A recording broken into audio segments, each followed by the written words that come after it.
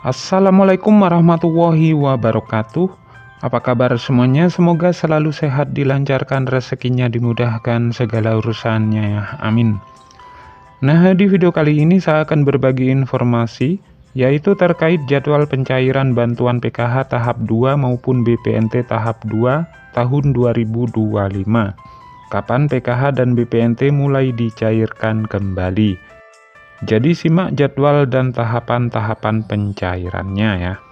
Maka dari itu simak terus videonya sampai selesai agar supaya tidak ketinggalan informasinya.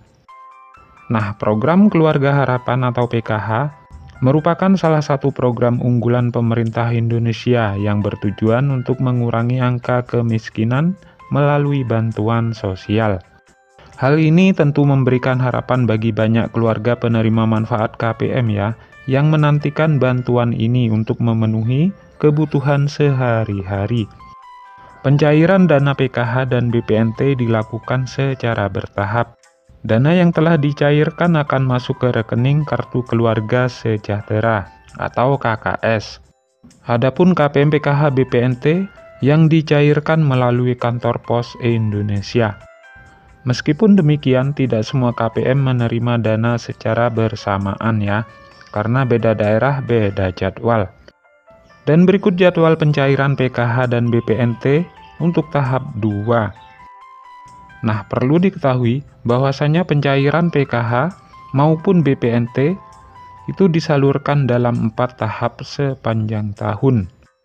Dan berikut ini adalah rincian jadwal pencairan untuk masing-masing tahap ya. Untuk tahap yang pertama itu sudah mulai dicairkan dan hampir merata ya hingga sampai saat ini. Walaupun masih banyak para KPM yang masih belum cair bantuannya. Sedangkan untuk tahap 2, ini akan kembali dicairkan di antara bulan Mei dan Juni. Untuk tahap yang ketiga, ini akan dicairkan di antara bulan Agustus dan September. Dan tahap yang keempat, di antara bulan November dan Desember, baik PKH maupun BPNT.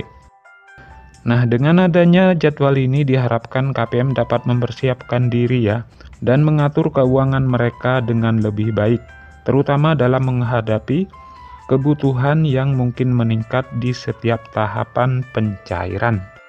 Nah, sementara besaran bantuan PKH bervariasi ya, tergantung pada kategori penerima.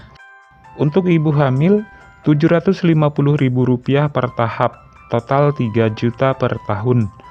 Sedangkan anak usia dini umur 0 sampai dengan 6 tahun, Rp750.000 per tahap, total 3 juta per tahun. Untuk anak SD sederajat, Rp225.000 per tahap, total Rp900.000 per tahun. Untuk kategori lansia dan disabilitas, Rp600.000 per tahap.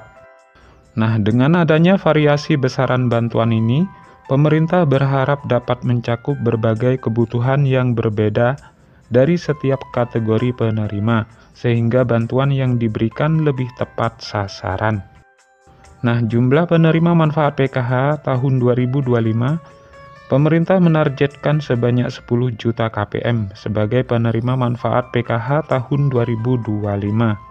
Target ini menunjukkan komitmen pemerintah dalam mengentaskan kemiskinan dan memberikan dukungan kepada masyarakat yang membutuhkan.